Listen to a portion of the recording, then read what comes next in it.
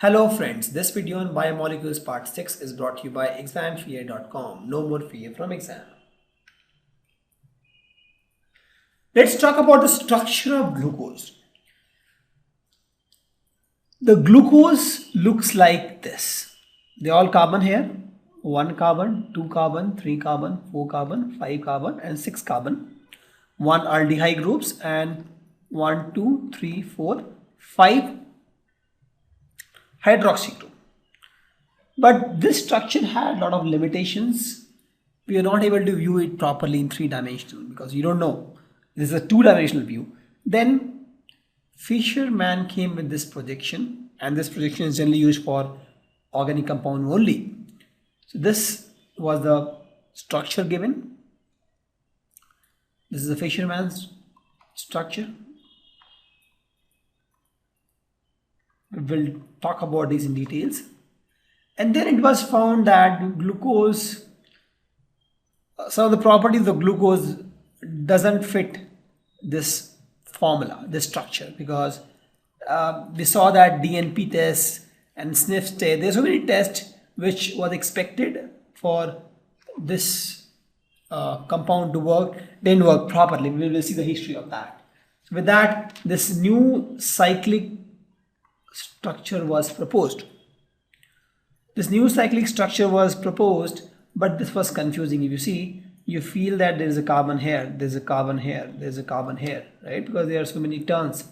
This was confusing. So Howard came with this structure.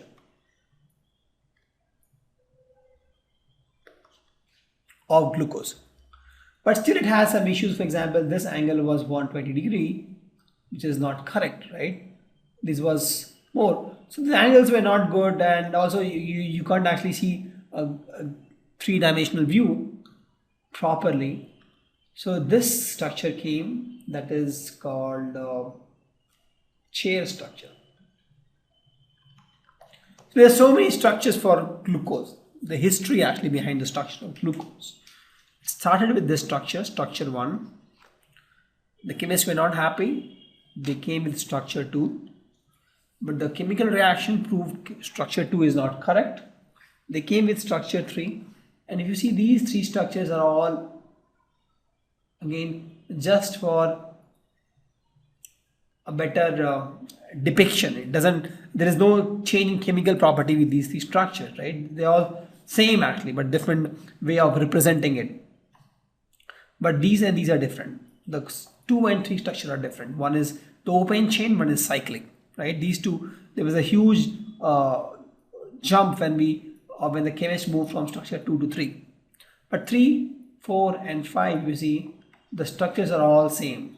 It will show you how to change or how to, given a cyclic structure, write the Howard structure, and or given the Howard structure, write the chair structure. We'll discuss about this. These are more of a representational structure, the one which can represent the glucose in a better way. So this was the history. Let's talk about the structure of glucose in detail. Before that, as I told, this has 6 plus aldehyde. So glucose is aldohexose. Hexose why? 6 carbon, and aldo why? Because this is aldehyde. Correct? Also called dextrose. So let's see a little bit of history on how this structure of glucose was assigned. So earlier, almost 200 years back, stoichiometry was the only chemistry. Chemists used to do a lot of reactions and then calculate the molecular mass of the reactant and the product, and with that they used to find what is the molecular formula of reactant. So by several reactions, the chemists have found the molecular formula of glucose to be C6H12O6. That was the first hint chemist has got. By a lot of stoichiometry reactions, they found that the molecular formula of glucose is C6H12O6 way back. Right? That time the structure of glucose was not developed. That time the science was not developed that much. Using stoichiometry, they found that it is C6H12O6. Again, they found that when they heated this particular glucose, the structure is still unknown to chemists. When they heated this glucose with HI, what they got is N-hexane, that is a straight chain, right? It's N-hexane, straight chain. That was one clue. So with that, and if you know, this is an aqueous medium actually, yeah. And I'll tell you why we got a straight chain, because in aqueous medium, they got a straight chain. So with that, they concluded that my glucose should also be something like this. Correct? This should be the what do you call, orientation of the carbon, or the position of carbons in the glucose. Other things they are still not sure whether should we put oxygen here or here or here. How to put the remaining hydrogen and oxygen, they were not very sure. But the carbon should look something like this. That should be the base or the backbone of glucose structure. That's what they found way back. They didn't know the structure. Just by the stoichiometry, they came to the molecular formula of glucose, and with this reaction, the glucose reacted with H in aqueous medium, it gave N-hexane. It's a straight chain. So with that, they concluded the glucose should look something like this, and oxygen and hydrogen is something which has to be placed. So what next? They did more and more experiments, and they found that this glucose, when it reacts with hydroxylamine, they form oxime. And they add molecules of hydrogen cyanide to give cyanohydride. Please note, there are two different reactions. This is reaction 1 and this is reaction 2. So with this reaction, it confirms the presence of carbonyl group. So you see, so when you add NH2OH, you get something like this, and when you add HCN, you get something like this. That means if you see, if you have something like this, you add HCN, we have seen this reaction, Cn minus will attack this carbon, it will go in this fashion, right, negative charge, and this will attack this H. So with this, what you get is Cn here and OH. So we are getting CnOH form when you react with HCN. That means there was aldehyde group here. Correct. So with these reactions, they came to know that my glucose should look something like this. This was earlier, and that means there has to be a aldehyde group. So till this much, the structure was formed.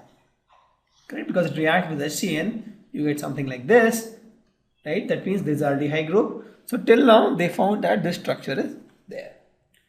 To confirm that, they did one more experiments, because glucose, they found that it gets oxidized to 6-carbon carboxylic acid on reaction with mild oxidizing agent like bromine water. This also indicates that there is a carbonyl tone, just a double confirmation. Correct. So with this also, if you see, now if you know that earlier till now we have got this was the structure. Correct. So this experiment reconfirmed that this is the structure. The next reaction they did was, when they did the acetylation of glucose, that is a major breakthrough now here, with acetic anhydride, it gave glucose pentaacetate, which confirms that they are 5-OH group. Correct. And please note that this is glucose is stable. That means all these OH group has to be in different carbons. So this glucose, when it reacts with acid and acetic anhydride, it gave 5 this glucose pentaacetate. That means my current structure was this, right? This is something which was known. Now if you see, when this is H here, this is 4 here, there are 4 carbons here, yeah. When this reacted with acid anhydride, you get this compound. That means if you see here, that means this was OH here, and this also was OH here. So if you replace these blocks with OH, what you get is something like this.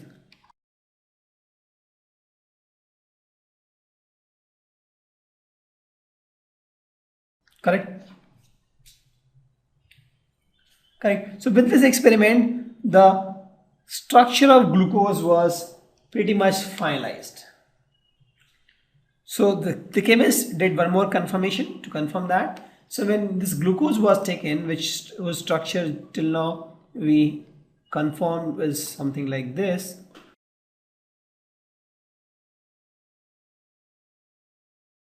So when this glucose was oxidized with nitric acid, it gave gluconic acid. So it gave saccharic acid actually. And gluconic acid also on oxidation gives saccharic acid. So this was you get in both cases. So you take gluconic acid, you oxidize, you get saccharic acid. You take glucose, you oxidize, you get saccharic acid. That means the gluconic acid and the glucose should have similar structure. Right? This also indicates that my OH group is the primary group in the glucose. So with this, the structure of glucose was pretty much finalized and the structure was this. Right? But please note it is a two-dimensional structure. You cannot actually view the glucose in three-dimensional space because later the chemist explained that it's all three-dimensional shape and there has to be some structure to explain the three-dimensional structure. Right? So what happens is there was a requirement to represent this glucose in three-dimensional. How to do it? Then came the fisherman. Fisherman told that let's assume there is a molecule here. This is my A, this is my B, this is my C, and this is my D. If you are viewing it from this direction, then you will see that B and D is something. Let's do one thing. Let's put a line parallel to this angle. Right? So if it is viewing from this line, let's draw a line here. It's plain because this guy is viewing from this point. Right? So let's draw a line perpendicular to this line. So now if you see that way, let this line be the one which divide this molecule, then A and B is something which is going inside and C and D is something which is coming outside. Correct? From this guy's perspective, this person is viewing in this direction. Let's draw a line just perpendicular to this line. You get this line and this line will now break this molecule into two halves and then you see that A and B is something which is going. Right? A and B is something which is going inside this plane and D and D is something which is projecting out. Correct? Same thing here. So this guy, when you view this person thinks that A and B is going inside and D and C is coming out. If you see A and B, if you see, is going inside the plane and C and D is coming out. Please note you will draw a line just perpendicular to this line. Correct? So this, when you think in this fashion, that means A and B is going inside and C and D are coming outside. That is the convention he gave for fisherman for projecting. And this was devised by Hermann Emil in 1891. So it is nothing but it is a 2D representation of a 3D organic molecule. This is a 3D organic molecule you want to represent in a paper, and paper you can represent 2D easily. So if for a 3D organic molecule you want to have a 2D representation, then we use fisherman projection. Please note it is used only for organic compound. Only for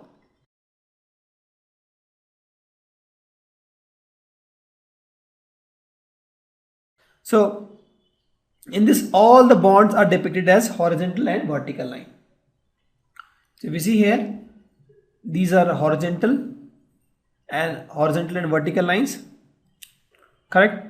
So the carbon chain is depicted vertically. So this is the carbon chain. These are all cross. If you see, they are all carbon.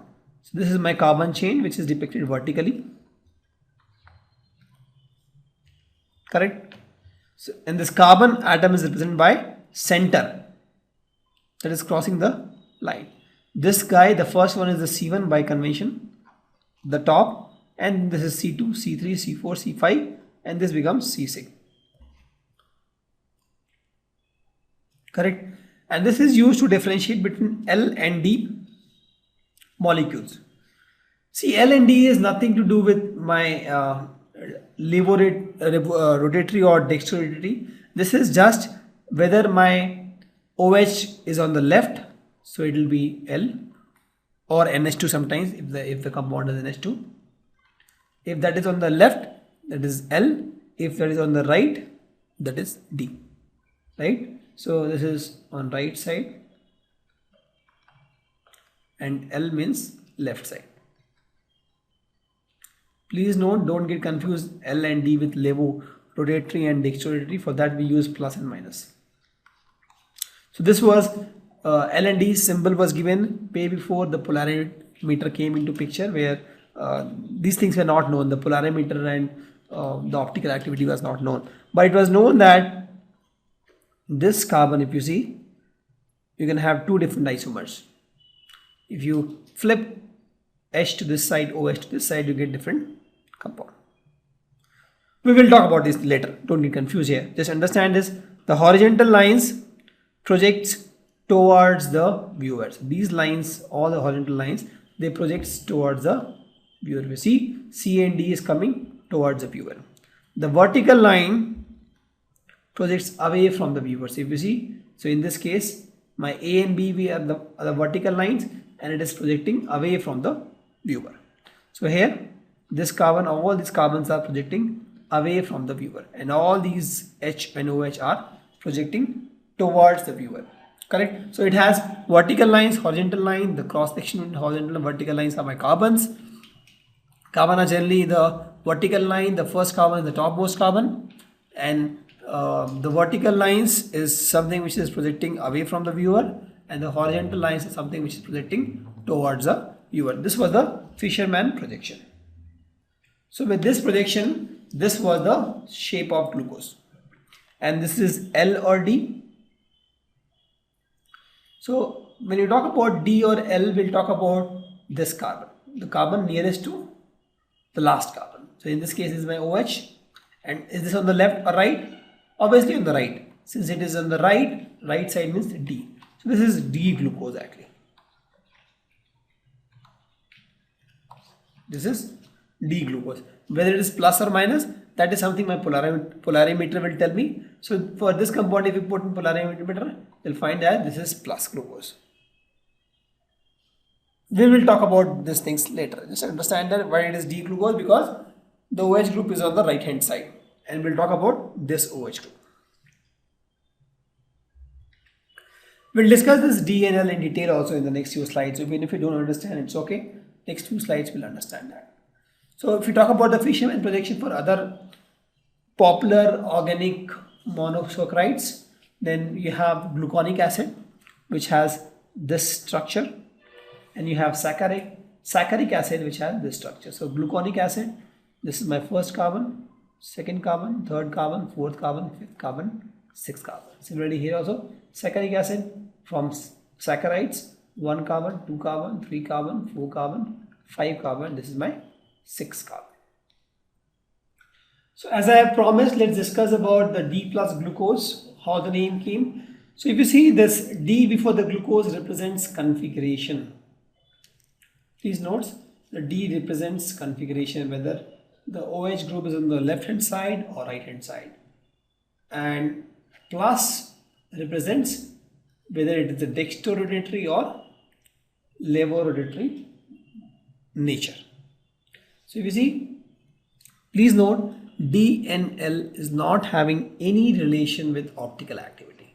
There is no relationship between the optical activity. So D can have a plus of optical activity. In some compound, D can have a negative optical activity also. Similarly, L can have a plus optical activity, and L can have minus optical activity also. This D and L just depicts the location. For example, in this case, my OH group is on the left, right? So this is my D-glyceraldehyde. In this case, my OH group is on the left. So this is my L-glyceraldehyde. Correct? This is my L-glyceraldehyde and this is my D-glyceraldehyde. Why this is L-glyceraldehyde? Because my OH group on the L. Why it is D-glyceraldehyde? Because my OH group on the right. Correct. So that was good for glyceraldehyde. But if you see here, this is my glucose. It has so many COH bonds, right? So here, which carbon should I take? Which oxygen should I take? So in this case, we take the lowest asymmetric carbon. So here, this is my lowest asymmetric carbon. This is carbon 1, this is carbon 6, this is my carbon 5. So if you see, this is my lowest asymmetric carbon. So I'll take this particular carbon. So if you take this particular carbon, so in this case, OH is on the right, right? This is D-glucose. And now, whether it is a plus glucose or minus glucose, that is something which we have to find experimentally, and experimentally it is seen that this glucose is plus because it is dextrorotatory in nature. Thank you. Visit examfear.com to watch more videos, attempt free online tests, get free study materials, find tutors and mentors, and much more. Thanks once again.